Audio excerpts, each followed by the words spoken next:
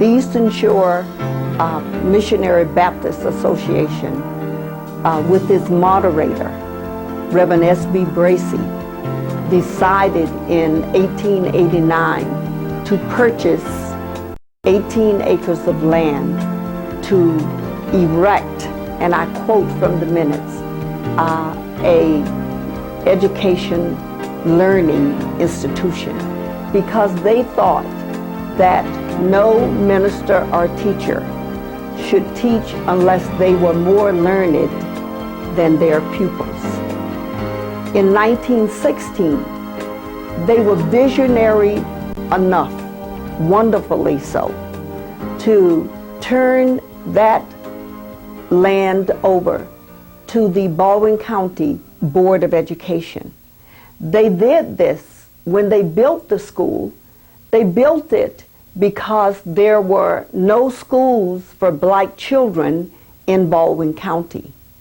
So the churches, the association, began to try to teach the children themselves. Hence, they built the Eastern Shore Academy, the Eastern Shore Academy. That was the first school. We believe, we are not sure where the first building is located, but of course that is part of what we are trying to do with the history. So in 1916, the land was conveyed to the Baldwin County Board of Education, and the school was renamed the Baldwin County Training School. That is the school my mother attended and many others. That children from all over Baldwin County were bused to Baldwin County Training School. There was a dorm erected on campus where children could come and live in. I am passionately in love with the history of this school and the project, the work of the foundation.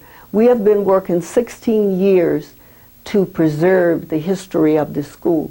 So to now be a part of the ongoing work of this museum, now that I have retired, I intended to make it my life's work. It's important to me that we get the facts correct, because I do not want our history to be distorted. It is important for us to make sure that the children who will follow us in perpetuity will be able to see the accomplishments of their parents, how hard they worked with such meager earnings to buy 18 acres, to purchase 18 acres of land, and to build a school. The one thing our parents and our teachers taught us was not to have hate, but to have love. And I think that is what carried us over the years. Because yes, we have heard about the segregated schools. We know about them. We know about the books and the hand-me-down books and desks and so forth. But those things did not affect us. They did not affect us because of the love surrounding us from our parents and our teachers, who taught us to be somebody and to work hard to be all that we could be. And they told us that if we spent time hating anyone or feeling victimized, it would only sap the energy or make us so emotional we would not be able to think. And so I think as we look at the accomplishments of the students who are going to be preserved or who are depicted in this museum and whose work we are trying to preserve, I think the students will be able, I'm hoping that we will be able to capture the love. That's what we've got to capture, because that is what has helped us to survive.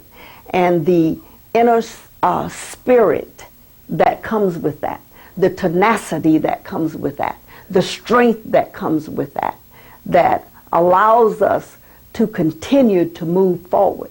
And we have tried to pass that down to our own children.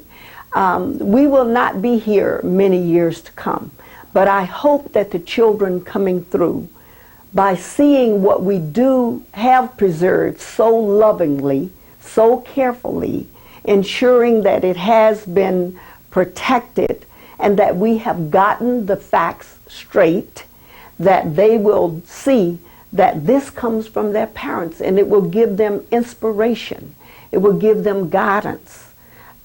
We hope that it can retrieve a lost soul, if you will. Someone who might have, who may not be on that straight path that our teachers and our parents talked about, that they will see this and be renewed. So that's what we are trying to do in this museum. That's what I remember about our school. That's why we are trying to preserve this. We don't want the facts to be out there, the things that are not true to be passed down. We know that through television interviews where people are remembering things, while there's a lot of richness in that, there may not be, some of it may not be fact. So what we want to do is carefully put together our history based on the facts. My father was Walker James Carroll, who was principal of Baldwin County Training School from 1938 through 1970. He was from Mobile, and he attended Alabama State College in Montgomery, and so his first job was in Clanton, but schools closed after half a year because we're talking about the Depression era and they ran out of money.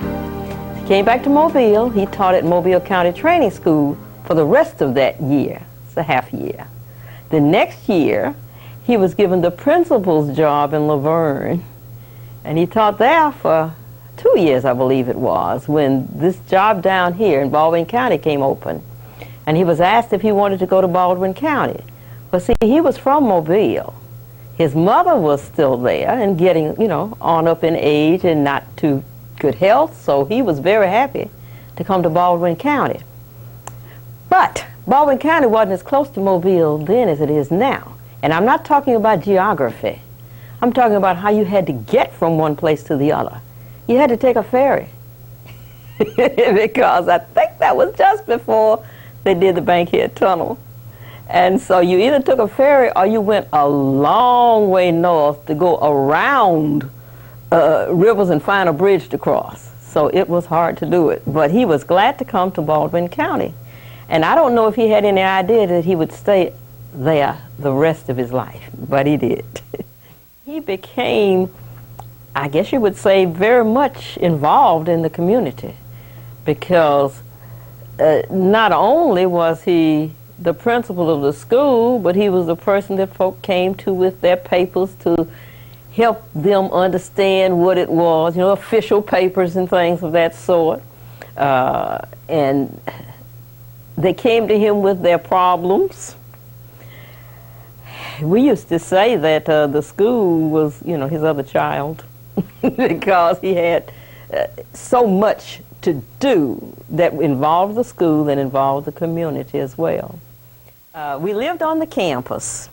The building that we lived in was large enough for 2 families, and upstairs there was what we call the boys' dormitory, and I think it was either 2 or 3 bedrooms up there. And on the ground floor, the agriculture teacher and his wife and family lived on one side of that building, and we lived on the other side of it. And in the back, there was the first grade classroom. All of that was in this one red building. Picture of it is out there. It was red because it was painted with some red paint following a formula that George Washington Carver had put together at Tuskegee. And Mr. Jones was from Tuskegee. And if I remember it correctly, Dad said that the buildings were not painted when Mr. Jones got there. And so he put together this red paint. And the paint was so good that I never remember that building being painted. And all the time I lived there, and I grew up there, up until I was about 17, I lived there. So, and it never was painted over, and the paint never peeled, so there must have been something good to that paint. Anyway, we were on the campus, which means that the school was home. That's where I grew up. So everything that was going on at the school, I knew about it or was involved in it. I only had to walk across the campus to be there. That first grade classroom, I didn't mention that too much, but my mom was a first grade teacher. And at first, she later got a secondary certificate, but she started out with an elementary certificate. And you only had to walk out of our back door and walk into a different door, and you were in the first grade classroom. And once my babysitter didn't come, and Mom was a first grade teacher, and I wasn't that much smaller than the first grader, so she just took me to first grade. And I liked it so much that I didn't want to stay home anymore. I wanted to go to first grade. And so if you look at a list of people enrolled in first grade, I think I never was.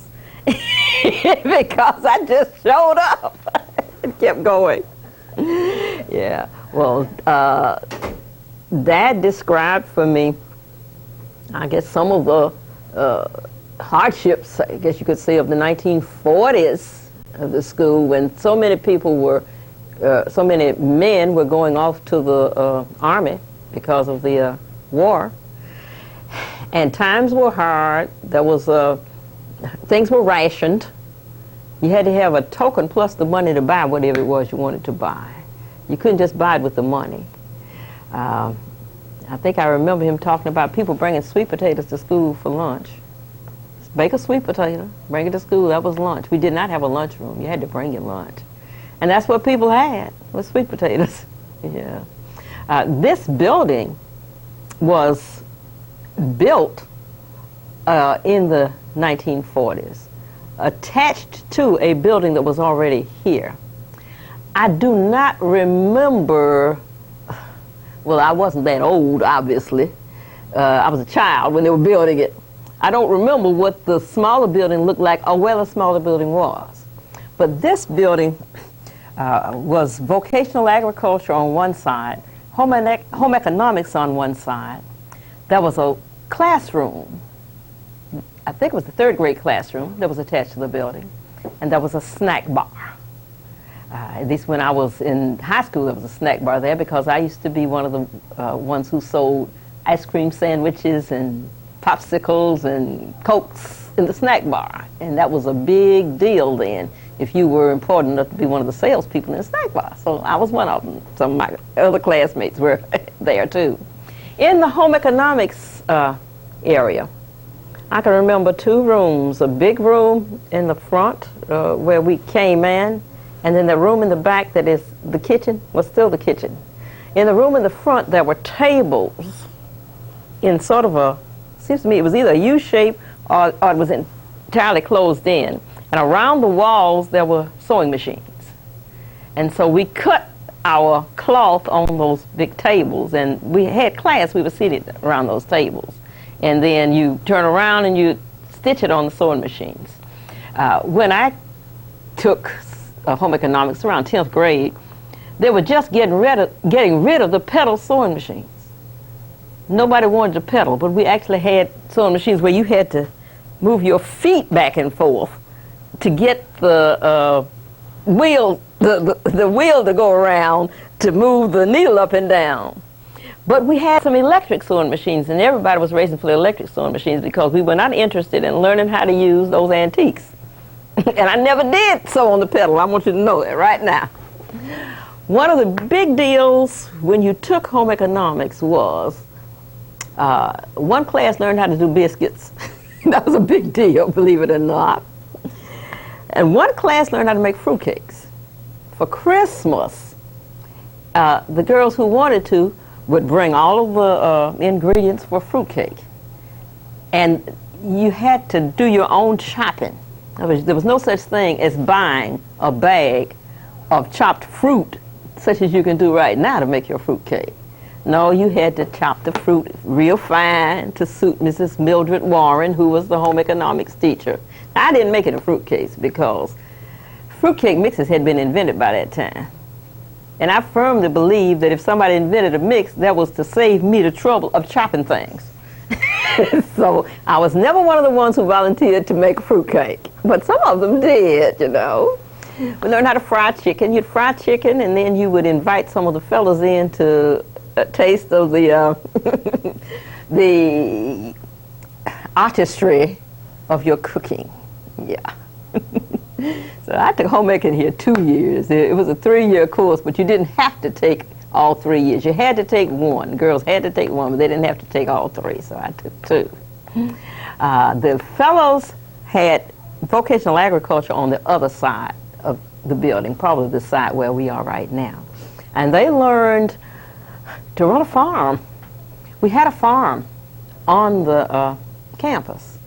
Mr. Jones was trained in agriculture at Tuskegee, and there was this fence that separated the farm area from the rest of the campus. And he grew sugar cane and corn. I don't know what all else, but you could see the sugar cane because it's tall, and you could see the corn because it's tall. I don't know what else he grew back there. He had turkeys and chickens and pigs and cows and at least 2 mules, if I'm not mistaken. Yeah. And during the summer, they would allow the mules and the cows to roam freely over the campus because students were not there. But between the road and the outside road, there was a grate, and the animals would not walk across that grate. There were holes down in there. So there was a fence around the rest of the campus, but there were holes in those grates where the road on the school led out. And so the animals could just roam freely. The mules and the cows, not the chickens and the turkeys. I can remember that, well, back then chickens flew. Chickens may be too heavy to fly now because they bred them so they have big breasts. But the chickens would fly up into the low branches of the trees to roost at night. You know, when I say chickens flew, folks say chickens can't fly. Well, they probably could if they didn't. If they weren't so heavy these days. Yeah, I can remember we'd have hayride, and the mule would be pulling the wagon, and the kids would be in the wagon, and I can remember somebody plaiting the mule's tail. Yeah, so we were in the country, really. We had to raise money, a lot. You heard mentioned earlier today that the county really paid the teachers, but the school had to raise money for everything that they needed. I mean, I assume it was to keep the lights on and the water running, because we had all kinds of fundraisers. We had operettas and plays, and my dad invented this idea of a wonderful extravaganza called the One-Zanza. And at the One-Zanza, each class would put on a skit of some sort. I mean, quite often what they'd do would be to illustrate a song. I can remember one year my class illustrated The Naughty Lady of Shady Lane. Now you have to think way back to remember that song. And we borrowed one of our classmates' baby sister, because the tagline of that song is that the Naughty Lady of Shady Lane was a baby. So, but you sing all these things about this naughty lady, about how she's flirting and doing all this kind of stuff, and you're thinking this must be a really shady lady. And at the end of the song it says, but she's only, and I can't remember exactly how it is, it might have been only 1 year old or only 6 months old or something. It was something about a baby. And so we borrowed this sister's baby and we won first prize in that One-Zanza that year. And the community looked forward to those things. Well, you know how it is. If your child is on it, you're going to come to it. And of course, we charged admission. And that was one of the ways that they raised money. In later years, the PTA sponsored what were called green leaf teas, at which they had a tree. I can remember once they had a tree with no leaves on it, and the idea was you were supposed to hang a dollar bill off of it, and the dollar bills were the green leaves. And they actually had contests to see which lady could raise the most money for the PTA, and they'd crown a queen of the green leaf tea.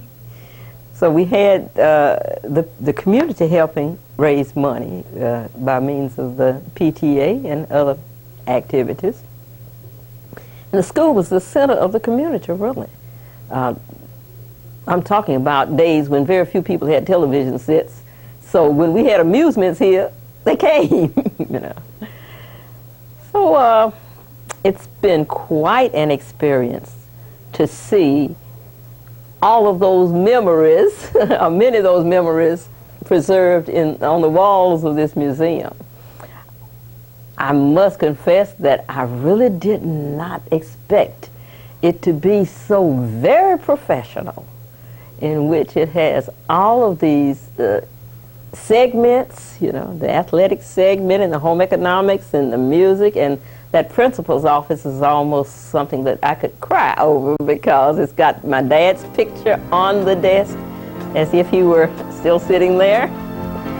It's just absolutely wonderful to see all of that. As it relates to this school, that is Baldwin County Training School, I'd have to say that Mr. Jones, W.O. Jones, was one of my favorite teachers. He essentially took me by the hand and discussed with me the importance of, first of all, paying attention to details. He also stressed what I thought was a very good work ethic, although I had come from a community where that was also stressed as being something of importance.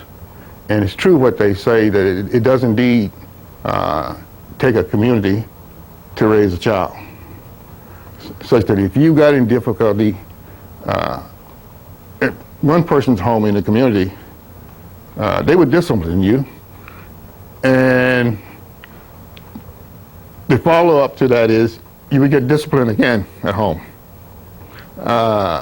Mr. Jones was cut of that philosophy, and of course he reached me to such a level that he never had to truly discipline me in terms of scolding, using a belt, etc., etc. I was very responsive to him. I had a similar person in my community that way, Mrs. A.T. Jenkins. Mrs. A.T. Jenkins is the mother of Dr. Matthew Jenkins, our speaker from opening day. She was a persistent person because she was persistent with her own family, a very large family. She was the lady who saw that I was in Sunday school every Sunday morning. She was the lady that sat outside my door blowing a horn and says, "It is time for Sunday school," on Sunday morning. She's the lady that was responsible for my driving the school bus my junior and high school year at Baldwin County Training School. Can you imagine 16 years of age driving a bus? The responsibility for such an effort? But back to Mr. Jones. Mr. Jones saw to it that we were well-rounded in terms of being responsible people. It was a function of his as being the agriculture teacher in the area to support the local farmers and regular families for whatever problem they might have when it came to farm animals, for example. And the technique for doing such things, obviously he brought it here from his training at Tuskegee. It was not uncommon to have to go down and help a farmer with his pig farm, in that certain pigs, especially the male pig, once he reached a particular age, he was prepared for market. And we had to do that by taking away his manhood, which was an interesting process. Graduation time came. Mr. Jones asked, "What are your plans?" And he had talked a great deal about Tuskegee, being a graduate himself. I would like to go. And he really thought that I had an interest in becoming an ag teacher. Maybe someday, who knows, I may come back and replace him. He loaded yours truly into his car, along with his other paraphernalia that he carried with him when he was traveling to Tuskegee. My big trunk was mounted in the trunk of his car, and off to Tuskegee we went. Sitting in front of the ag teacher at the Department of Agriculture, Tuskegee, I have one of my students here. He has an interest in becoming maybe an ag teacher. Do you have any scholarship money? Because as I left home for Tuskegee, my old man says, "I don't have any funds to support this. I wish you all the luck in the world." Mr. Jones got me involved in a work-study program, and it was an interesting point from that point on. The minute he left campus, and I will confess this now, and I would never confess it to his face if he were alive today. The minute he left the campus, I decided I don't think I wish to be an ag teacher. I talked to a couple of my classmates who were here with me at Baldwin County Training School. They were looking into engineering. It's a challenge in terms of math and all of the other basic sciences, et cetera, et cetera. And I thought, I'm not afraid of a good challenge. I might take that on. So I switched the majors from agriculture to engineering. Of course, I lost a little agriculture scholarship that Mr. Jones had acquired for me. Engineering, it turned out, demanded a great deal in terms of concentration, catching up on those things that I may have not paid too much attention to while passing through the high school level. I learned to study in depth from other classmates. And I learned in particular to understand how to study from my roommate. My roommate was also a graduate of Baldwin County Training School. And he was valedictorian of the class. And you've heard of the story of being a copycat? Well, I learned to concentrate and study based on what I saw in front of me. And this was a good thing in that students or kids influenced each other.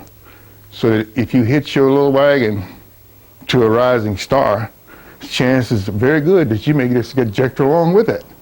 And that's essentially what happened to me. So I graduated from Tuskegee University in 1960 after 5 years of work and study with a BS degree in engineering, a commission as a second lieutenant of the United States Army. I was the most improved engineering student of the class for that year, received the Dean's Award, was employed immediately by the Department of Defense, and the rest, they say, is history. I joined the band in the 10th grade, and one of the unique things about that was my aunt was able to get me my own instrument, and I played the Bear Lyres, and it was delivered here on campus to me in the band room, and everybody was excited because only a few of us that actually owned our own instruments. And we just had wonderful experience. We used sheet music to learn the marches. But for the more popular songs, at that time, one of the songs was called Mockingbird. We would actually play the little record, and each section, like the horn, the bells, the drums, we would all listen and pick out what we were supposed to play. And then we would practice and it would come together that way. So that's how we end up playing all the popular songs and using sheet music only for the marches. And one of the most unique and interesting experiences is we played, I think it was Douglasville, and we were playing Mockingbird, and the bells, the drums, and the cymbals, we were at the very top of the bleachers. And the bleachers started swaying, but we just thought because we were playing so well and everybody was dancing and clapping, and the football players told us that they looked up and they saw us, and when they looked up again, all they saw was the dust, the dirt, because the bleachers collapsed. You know, no one was really seriously injured, but that was a really unique experience. My aunt threatened not to let me travel after that with the band because she thought, you know, I might have been seriously injured, and that they weren't really, the teachers and the band instructors was not really protecting, you know, us from injuries like that. But that was fun. And we had a band hut where the gymnasium is. There was a 2-room little white building. The back part of the room was used by Mrs. Helen Jenkins for girls' PE. The front part was the band hut, and that's where we practiced.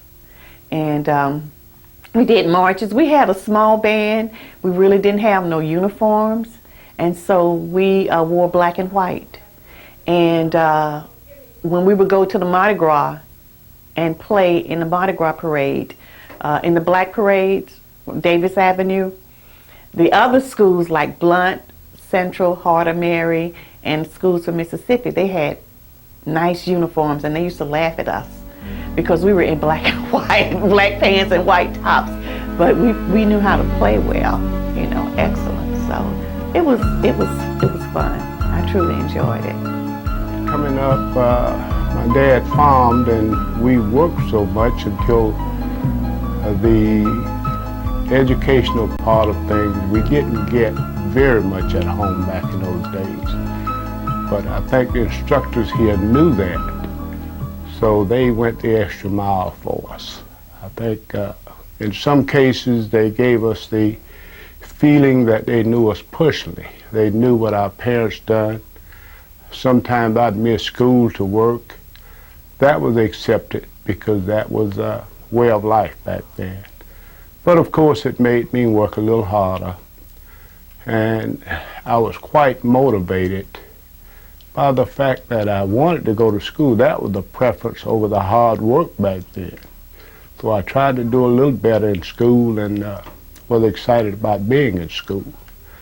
But in any case, the teachers were great, the students were. The students came from long distances to come here. And just having those kind of students around us made us all realize the importance of education back then. We were given the opportunity to, and encouraged to, take the kind of classes that would enable us to go to college. I was fortunate enough and didn't realize sometimes until later how we were drilled and prepared. I was fortunate to take all of the maths, all of the sciences in high school. And later on, I realized the importance of that. So this school was just great to me, and it also helped me to pass those kind of things on to my family, my kids. Mr. John was a man that didn't take a whole lot of static. He was whatever he got you to do, he was going to tell you the right way, and you didn't have to worry about him trying to fool you. And he was, favorite word, he would call you a jack, quick. If you did something wrong, was attempting to do it wrong, he said, "No, Jack, that's not the way," you know. And he was that type man, and he would punish you now. If you did something wrong, he definitely would punish you. And I could remember him beating me on the shin with a hammer. You know, it was that hardcore. But I think everybody respected, and sometimes I wonder where a lot of our young men would be if it wasn't for those type men.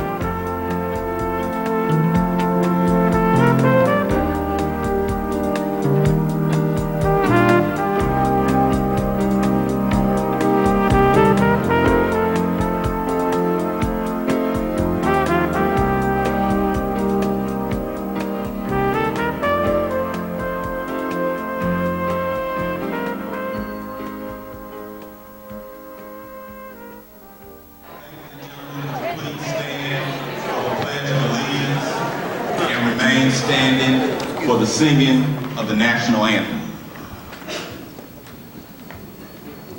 I pledge allegiance to the flag of the United States of America and to the republic for which it stands, one nation, under God, indivisible, with liberty and justice for all.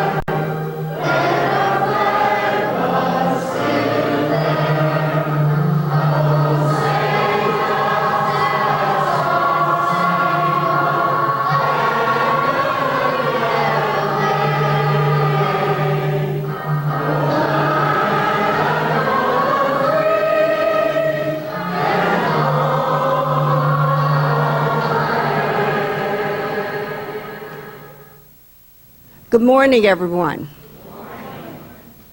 We will now have a portion, just a small portion, of the W.J. Carroll School Choir to do the W.J. Carroll School Song, written by its director, Mrs. Frances Alexander.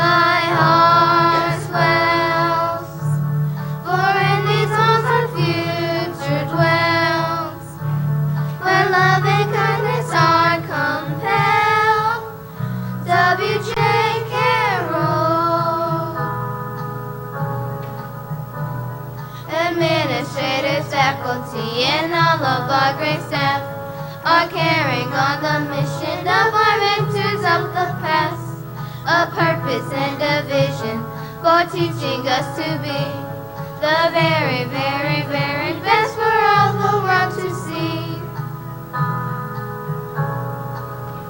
So walk tall through these mighty Trojan halls, so proudly of these hollow walls, W.J.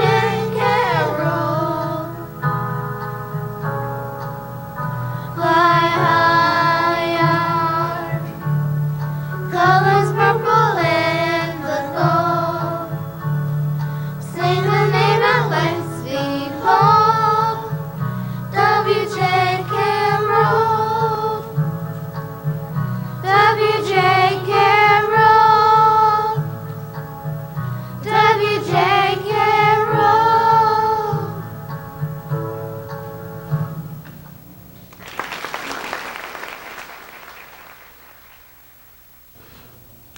We will now have the invocation by Reverend G. Davis, Twin Beach AME Zion Church, who is pitch hitting for Dr. Bonner. Thank you. Let us pray. Father, we are so thankful to God for all of your many blessings that thou hast showered upon us. We thank thee to God for the dedication, the hard work of the organizers of this event.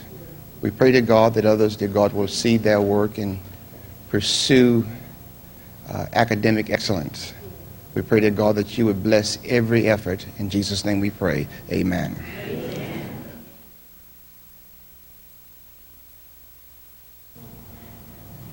As we continue with the program, I just wanted to take 1 minute, and only 1 minute, our fearless leader, Ms. A.G.,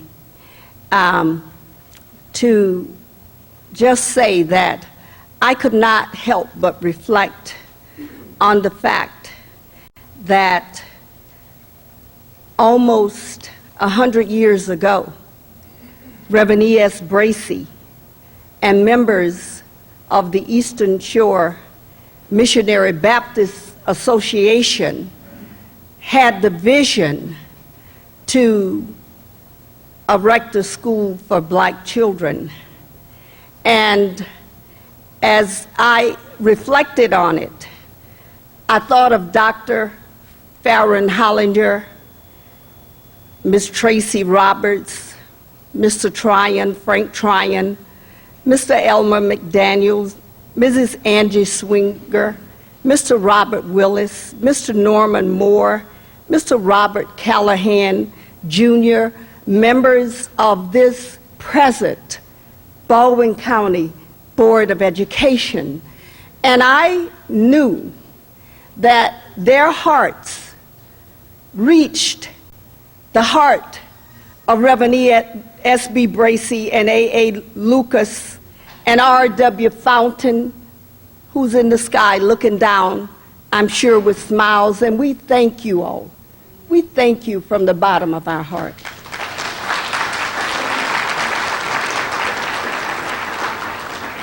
And from the minutes, which you will see posted over in the museum from the Eastern Shore Missionary Baptist Association, I quote, "The Education Committee recommend that the association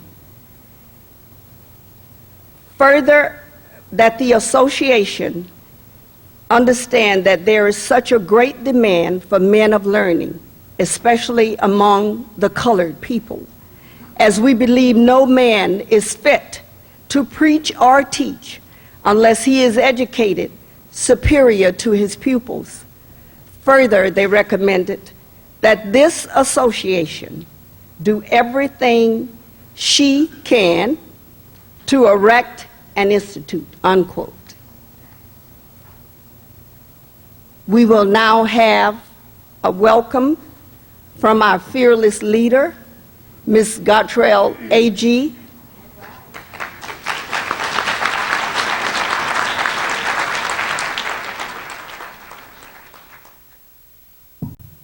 Good morning and welcome. I would just like to welcome you and thank you so much for coming here to celebrate this great day with us.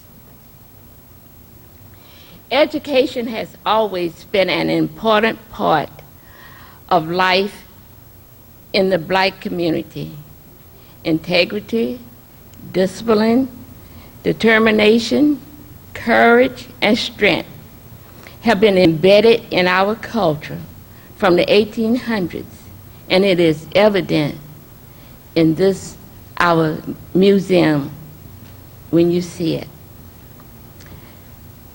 I would like to especially thank again Dr. Hollinger and the Board of Education for helping us to get where we are today with this museum. I just want to say thank you. And if for all of the members of the Board of Education and Dr. Hollinger, will you please stand now, please? I know that some of you were not able to, some of them were not able to get here. Oh, Ms. Roberts and Dr. Howard.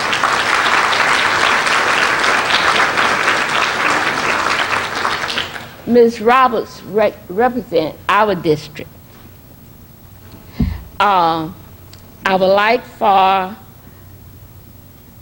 any member of the Board of Education, teachers, principal, teachers, bookkeepers, to please stand. Any person working for the Board of Education, will you please stand?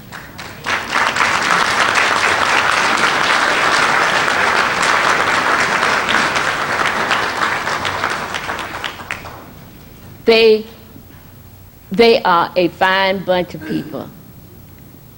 I've enjoyed my 38 years working for the Board of Education, and look like I'm back in it again. Now, I would like for all elected officials to stand.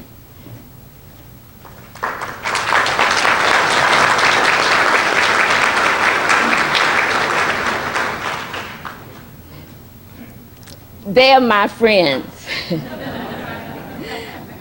And I thank you all so much for coming.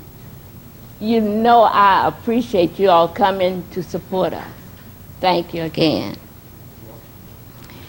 Now, for all of those students that attended here at the Baldwin County Training School, will you stand?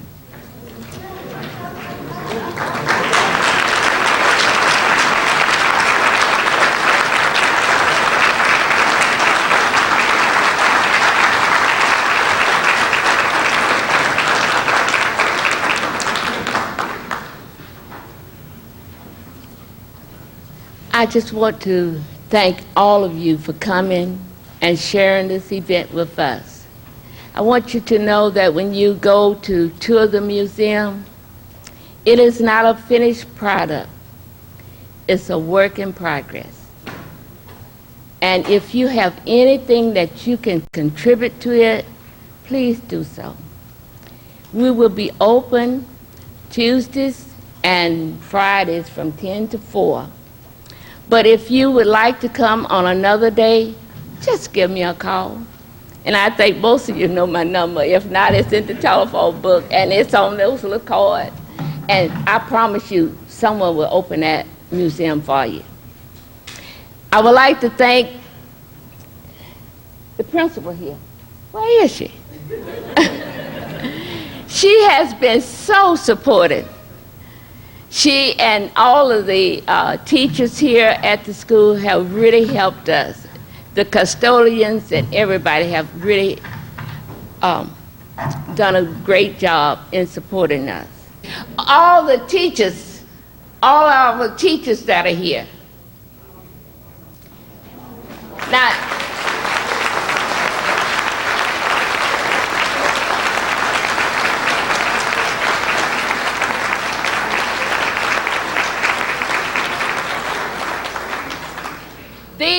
these are the people that really put forth a great effort to help our parents get where we are today. I know that our schools are good today, and even though we did not have some of the advantages that we have today, these teachers would make believe. They made us believe that we could be someone. And I thank you.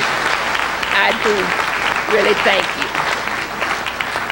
And don't think I just saying this. I'm kind of nervous. I was going to quit fast. But I do appreciate our teachers, all of them. And again, thank you.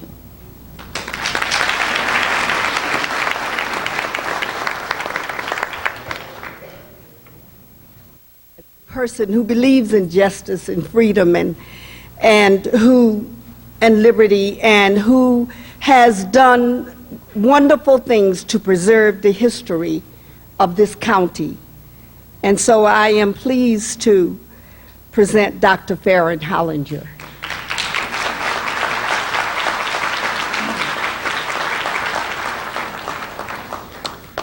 You know, it is my distinct privilege to have the opportunity to participate in this great day with you.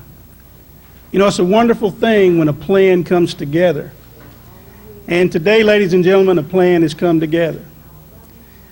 You know, it's important that we be mindful of the future, that we keep our eye on progress.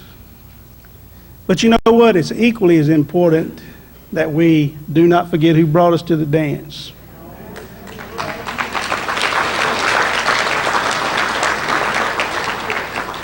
And I want to tell you, the lives, the efforts of those that we celebrate today have truly helped bring us to the dance.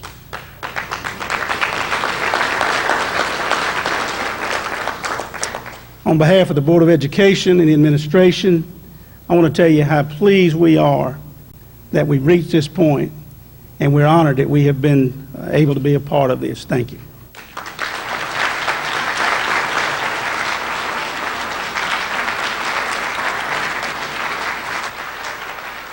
We will now have remarks from the wonderful principal of the W.J. Carroll Intermediate School, Mrs. Dana Horst.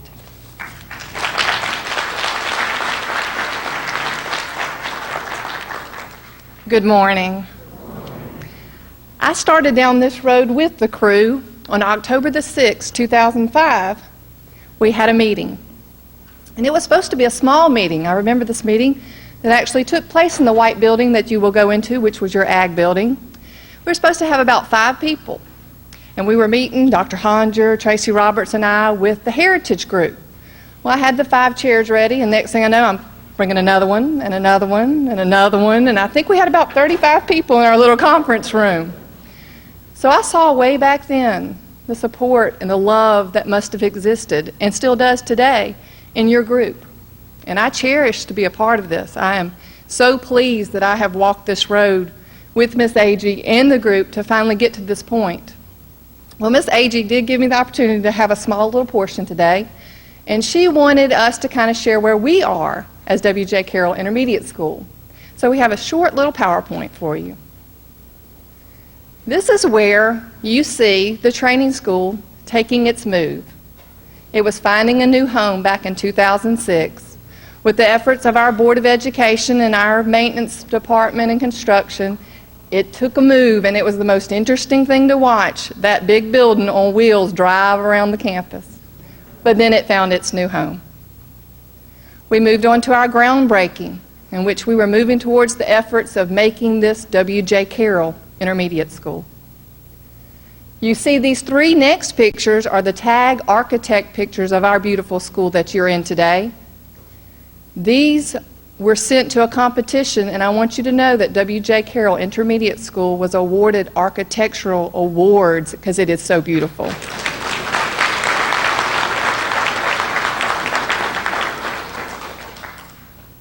We have extras. Dr. Jenkins was talking about the things that you did not have. Well, today we are grateful to have such a wonderful facility. We have things that other schools do not have at this point and working towards it.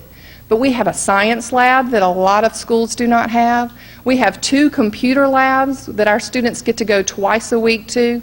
We have what's called Promethean boards, which are technology display boards for our students, so they're up and coming with the technology of today. And we have just erected our new playground out there, which has a pentaweb, which is the most unusual climbing apparatus that you will have ever seen, but new and elite. And we also have a broadcast system that runs all the way through our school too, so we can get out our character lessons and different things each morning to every student. Just a little bit about our current enrollment. We are a 4th, 5th, and 6th grade school. We have 425 students and 60 faculty and staff members. Just thought I'd share a few little pictures. I was thinking about what the training school must have been like, and I am sure and most positive that y'all worked for your community, and you too did character development, as I heard Dr. Jenkins say, and we too are carrying on that tradition.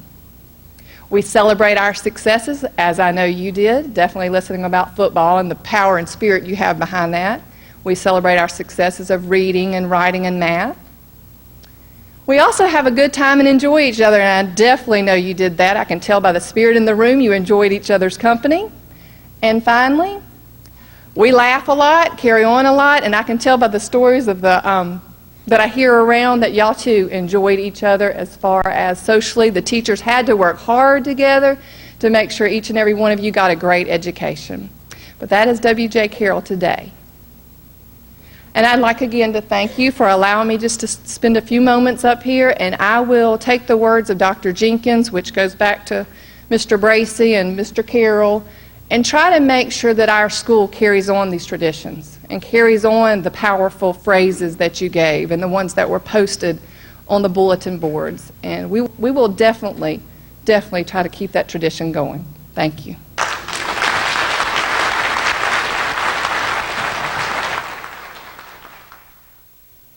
Our next speaker graduated from Baldwin County Training School and then with honors from Tuskegee University. He was president of the student chapter of the American Veterinarian Medication Association. He served in the United States Air Force as captain. During that time, while stationed in Greenland, he was the first person to discover the disease rabies. He later led a team which was dedicated to the control and eradication of the rabies disease for the country of Greenland. In 1960, he went to California and upon arriving worked with the Veterinary Department of State. Shortly thereafter, Dr. Jenkins entered into private practice in Compton, California. His veterinary practice grew to a 4-man medical team, an office staff of 18 people with modern offices now in Compton and Long Beach. Dr. Jenkins developed a new anesthetic combination for cats, the results of which were published in Modern Veterinary Practice, the February 1972 edition. This drug is currently being used in many different countries around the world. In 1970, he appeared before the American Veterinarian Medical Convention and was responsible for resolutions which resulted in the dismissal of any state practices discriminating against minority veterinarians from membership in the American Veterinarian Medical Association. He also introduced resolutions which resulted in placing African Americans in positions of authority within the AVMA, including the establishment of a program for the recruitment of minority students. In 1970, Dr. and Mrs. Jenkins, who is an educator and wonderful visionary in her own right, founded Sorrow Imports, an export-import company. In 1974, Dr. and Mrs. Jenkins established SDDD Enterprises, Incorporated, with operations specializing in manufactured housing communities, investments, and management, which operates in 8 states. In 1979, Dr. Jenkins retired from veterinary medicine to devote full time to SDD Enterprises as its president and CEO. In 1996, Dr. Jenkins appointed Dexter Jenkins as his successor and president of the company. He currently serves as chairman for SDD Enterprises. In 1994, you did it right. In an attempt to give back to the community, Matthew and Roberto Jenkins founded the Education Foundation for African Americans to provide financial assistance to African American institutions. To date, the foundation has distributed over $4 million to various educational organizations.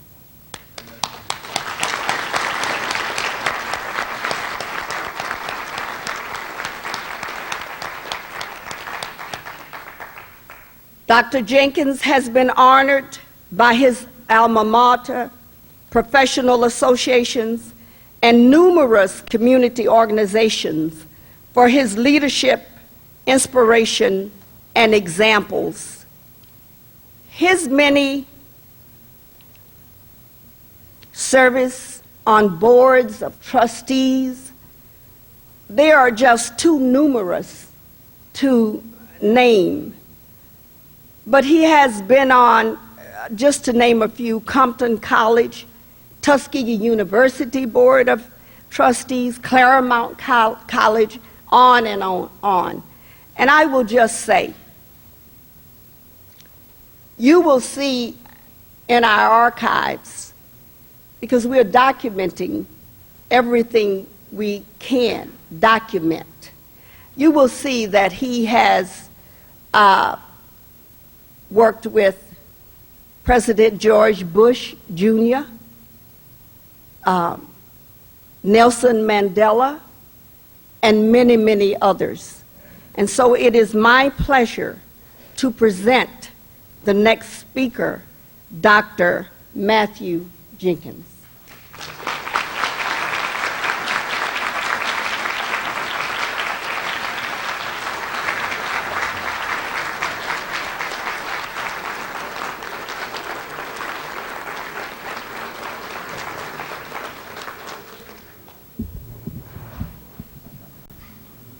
Thank you very much.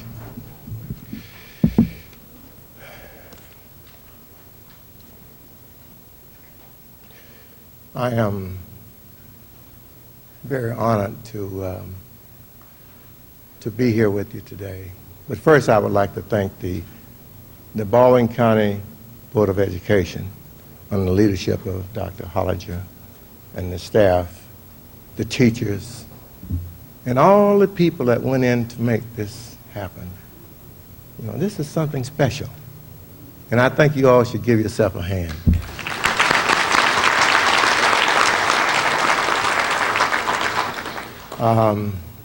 Gartrell worried me to death. She kept calling me, and assistants, Miss Todd, Miss Moore, and they just did I thought, a magnificent job. And you know, it takes this dedication, because what you're trying to do, and what we're trying to do, is trying to make people the best that they can be, no matter who they are.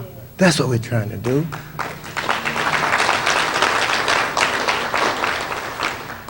So it is indeed a pleasure and honor to be here and participate in such a most worthy cause. And as I stand here, I am reminded of the expansive vision of our founder, Reverend S.B. Bracey, moderator of the Eastern Shore Missionary Baptist Association, and its members who were able, with such meager resources, to purchase this 18 acres where we're standing right now, 18 acres. When was this? In 1892. 1892. That's over 100 years.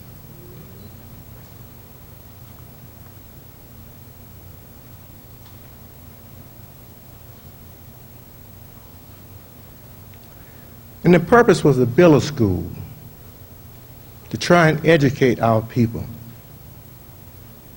Because blacks had no education, had nothing. Literally nothing. And these people were giants.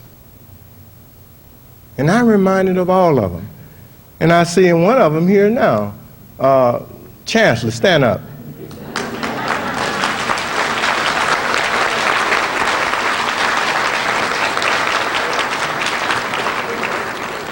This guy's trying to hide over there. I saw him. Mr. Carroll. His daughter's here, Thelma.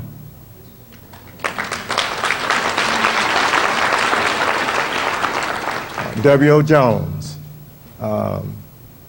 Orlando Powers, his sister. Lester Taylor, Sarah Taylor. And there are so many of them. But these people wanted to give us the best that they could give. They dedicated their entire life for us.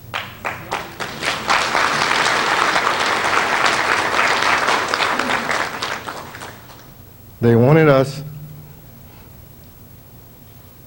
to go out into the world. They wanted to prepare us.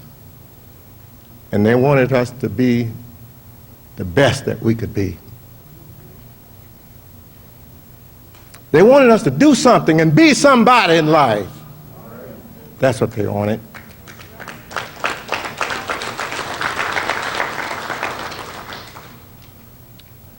It was not easy. The facilities and equipment provided were inadequate. The white kids got new books. We got the old discarded ones that they didn't want anymore. The same with the facilities, the material, equipment.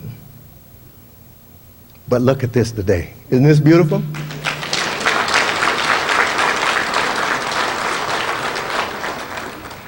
We have come a long ways, trust me.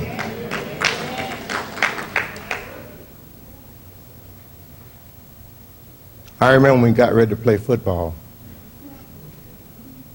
The white kids got all this new equipment.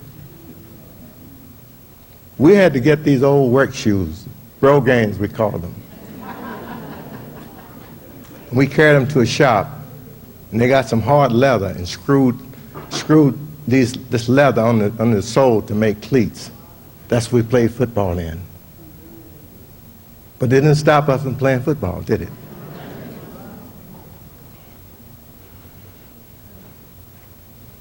In spite of the many hardships and difficulties, this staff of warriors pushed ahead with zest and determination.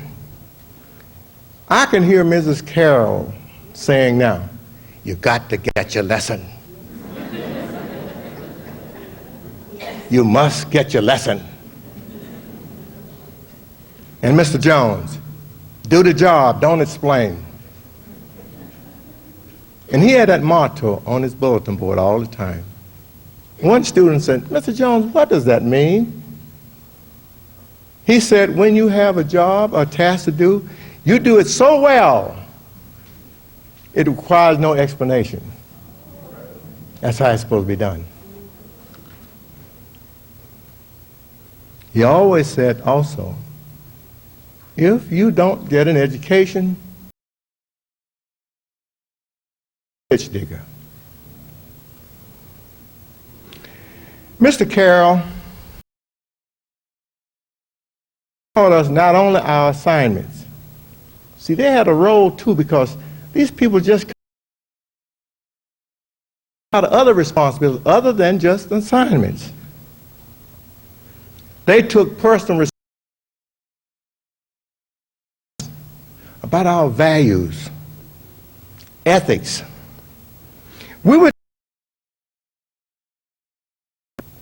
We had to work hard and prepare ourselves for any eventuality.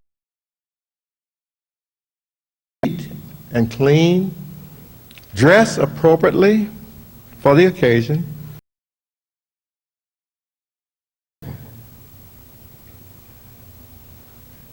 to have high moral values.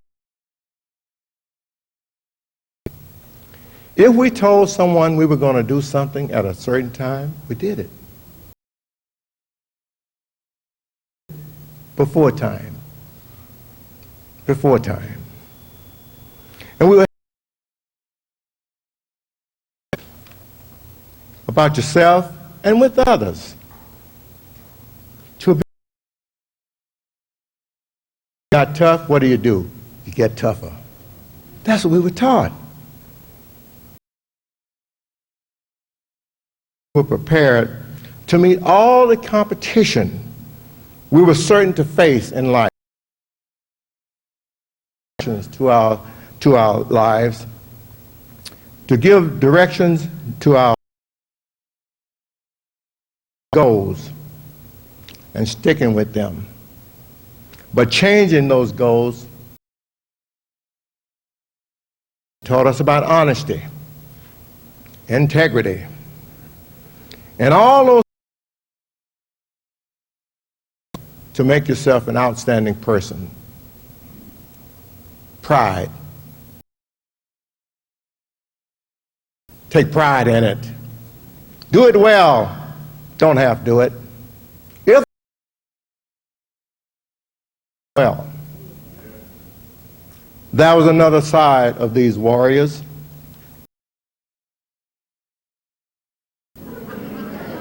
You know what I'm talking about. You were warned if you continue the disruption. Now you can't do that now. But no one wanted to go to Mr. Carroll's office because he would close the door.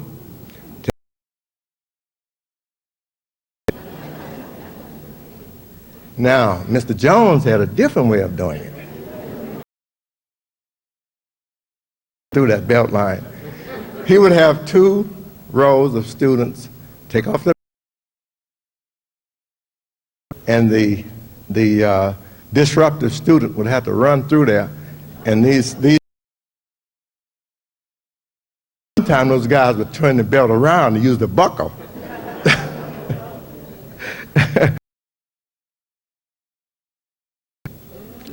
All this was done to instill discipline and response. And I'm eternally grateful for what they did. I don't have the words to express the appreciation and caring we receive from these giants who dedicated trying to mold us into model productive citizens. To climb on their shoulders and reach the sweet fruits of life. Yet, if they did not support us by standing ramrod straight,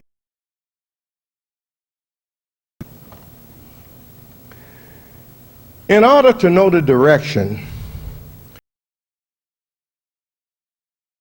it is important to have a reference point of your past. Signed the Emancipation Proclamation, freeing the slaves in 1863. Blacks were not considered human beings. They were and sold like a commodity. It was against the law to, and many lost their lives trying to get an education. In spite of its past, provides opportunity like this good old America.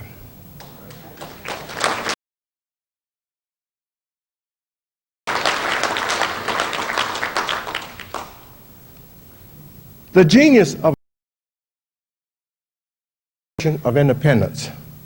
Thomas Jefferson wrote the Declaration of Independence. Put it as a living document, It's supposed to be moving from day to day. And he's even closer and closer to liberty, to equality, to freedom. And that's the reason that if you work hard, if you prepare yourself, if you have Obama all the way up to the presidency.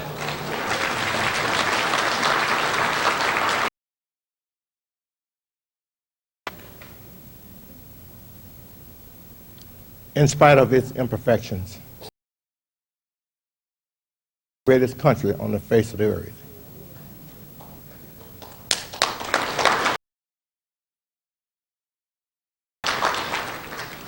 And we should all do whatever we can to make sure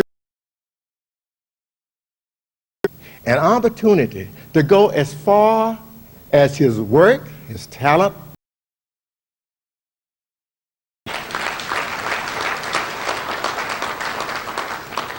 and I take my hat off to this, and you guys just did a great job. I'm just really thrilled, and you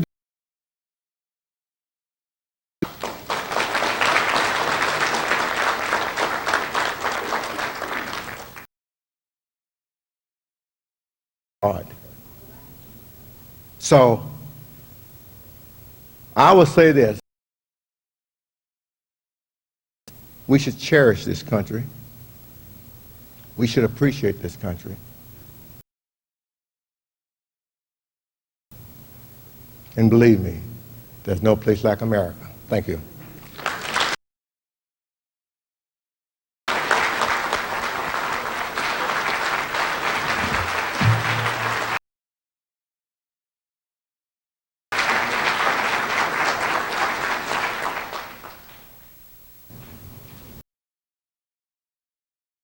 Ask the members of anyone who ever attended, and we will sing the school song.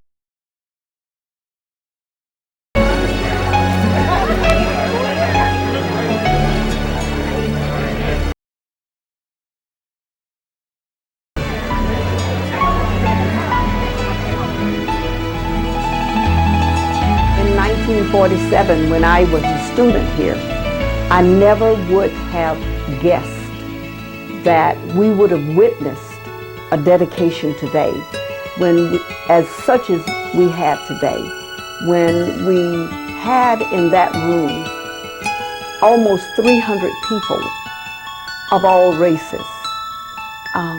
We live in a multicultural society. Back in our day, we had to read about that, but now we can actually experience that. Our children can experience that. And to have the kind of support we had with representatives and senators and principals of schools, black and white, who were here in total support. And the love that was shown felt throughout this dedication. As a child, I never thought I would be able to witness that. But this is what our parents said would happen. If we stayed true to our belief, our morals, if we were ethical, if we had integrity, and if we worked hard. They said it, and now I believe it.